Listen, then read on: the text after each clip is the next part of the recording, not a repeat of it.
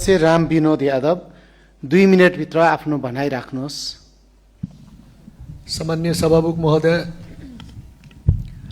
आज म धनुषा निर्वाचन क्षेत्र नम्बर 2 औढी गाउँपालिकाको वाडा नम्बर 2 निवासी स्वर्गीय अन्जिता यादवको दुःखद निधनप्रति गम्भीर ध्यान आकर्षण गराउन यस सामान्य सदन मार्फत सरकारको ध्यान आकर्षण गराउन चाहन्छु। सभामुख महोदय, स्वास्थ्य कर्मीको लापरवाहीका कारण बेला बेलामा यस्ता दुःखद घटनाहरू घटिरहेका छन् जुन सर्वविदितै छ। पछिल्लो घटना पनि त्यसकै एउटा पीडादायी उदाहरण हो। गर्भवती अन्जिता यादव जो 3 सन्तान बालबालिकाका आमा पनि हुनुहुन्थ्यो, उपचारको क्रममा ज्यान गुमाउन बाध्य हुनुभयो।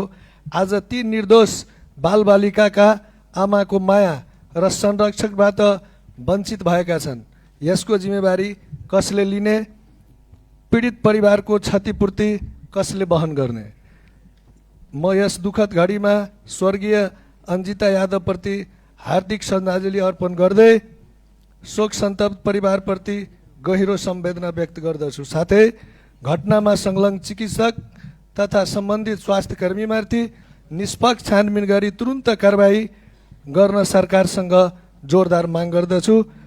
सभामुख महोदय, पेसाकर्मीको नाममा अस्पतालको सेवा अवरुद्ध गर्ने, पेन डाउन गर्ने, ओपीडी बन्द गर्ने जस्ता निन्द्रिय कार्यहरू तुरुन्त रोक्न आवश्यक छ। बिरामीको जीवनभन्दा माथि कुनै पनि आन्दोलन हुन सक्दैन।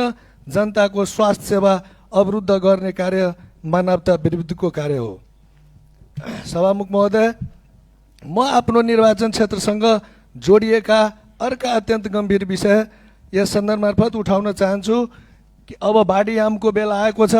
अब यस घडीमा चाहिँ वर्ष झै विगत झै चाहिँ बाढी आउने समय भएको छ र यो बाढीबाट चाहिँ विगतमा भएकै जस्तै